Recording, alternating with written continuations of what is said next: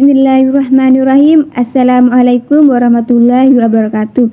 Perkenalkan, nama saya Putria, Prodi PAI kelas D. Di sini saya akan menjelaskan mengenai mata kuliah penilaian dan evaluasi pembelajaran PAI yang diampung oleh Bapak Mat Said. Di sini saya akan menjelaskan dua materi. Materi pertama mengenai pengertian ruang lingkup, objek, prinsip dan tujuan evaluasi pembelajaran. Yang kedua mengenai ragam hasil evaluasi belajar. Materi pertama mengenai pengertian ruang lingkup, objek, prinsip dan tujuan evaluasi pembelajaran. Poin A di sini mengenai pengertian. Pengertian di sini meliputi pengukuran, penilaian, evaluasi dan pembelajaran. Yang pertama, pengertian pengukuran. Pengukuran adalah membandingkan sesuatu dengan sejenisnya sehingga menghasilkan sebuah satuan atau kriteria. Misalnya, mengukur kemampuan siswa memahami konsep bilangan. Yang kedua, penilaian. Penilaian adalah mengumpulkan, mendeskripsikan, menafsirkan, dan menginterpretasikan bukti-bukti hasil pengukuran. Yang ketiga, evaluasi. Evaluasi adalah mengambil keputusan atau merekomendasikan berdasarkan hasil-hasil penilaian dan meliputi proses yang dilalui. Yang keempat, pembelajaran. Pembelajaran adalah sebuah interaksi antara peserta didik dan pendidik dalam lingkungan pendidikan. Poin B di sini mengenai objek evaluasi pembelajaran. Yang pertama, aspek kognitif atau pengetahuan. Yang kedua, aspek efektif atau sikap. Yang ketiga, aspek psikomotorik atau keterampilan.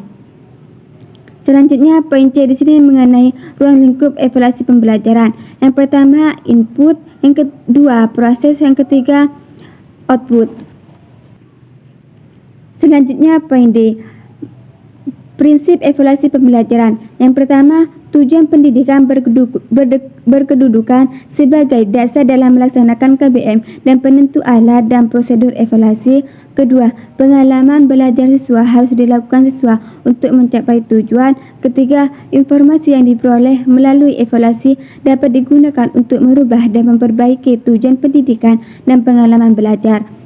Selanjutnya mengenai tujuan evaluasi pembelajaran. Yang pertama, keperluan untuk seleksi. Kedua, perbaikan kurikulum. Ketiga, penilaian lembaga.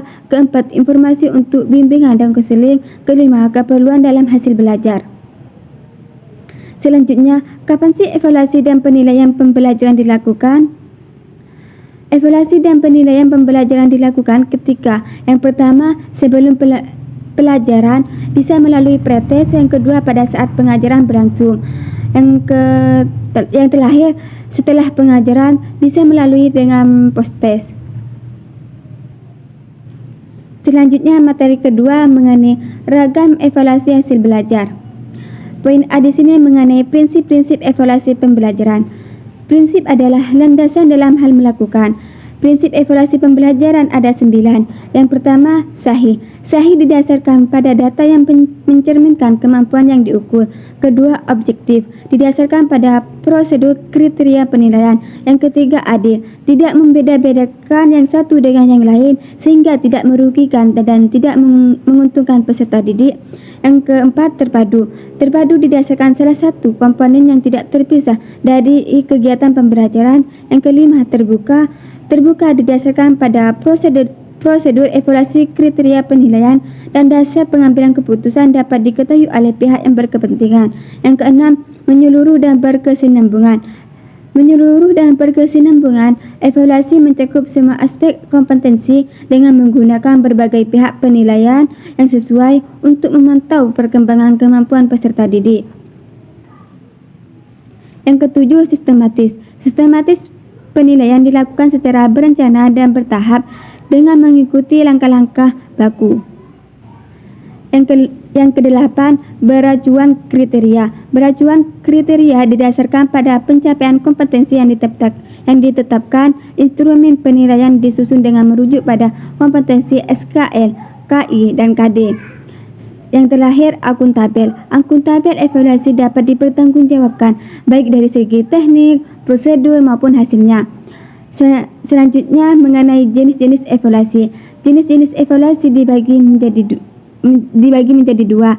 Yang pertama berdasarkan fungsinya, yang kedua berdasarkan alatnya. Pertama, berdasarkan fungsinya. Berdasarkan fungsinya dibagi menjadi formatif, sumatif, diagnostis, selektif, dan penempatan. Yang kedua, berdasarkan alatnya. Berdasarkan alatnya dibagi menjadi dua. Yang pertama, tes. Yang kedua, bukan tes. Yang pertama, tes. Tes dibagi menjadi tiga. Yang pertama, tes lisan, yaitu tes menurut jawaban secara lisan. Yang kedua, tes tulisan, yaitu tes yang menuntut jawaban secara tulisan. Yang ketiga, tes tindakan, yaitu tes yang menuntut jawaban dalam bentuk perbuatan. Yang kedua, bukan tes atau non-tes. Bukan tes atau non-tes meliputi observasi, wawancara, skala, studi kasus, sosiometri. Mungkin hanya itu yang saya dapat jelaskan. Semoga bermanfaat. Kurang lebihnya saya mohon maaf. Assalamualaikum warahmatullahi wabarakatuh.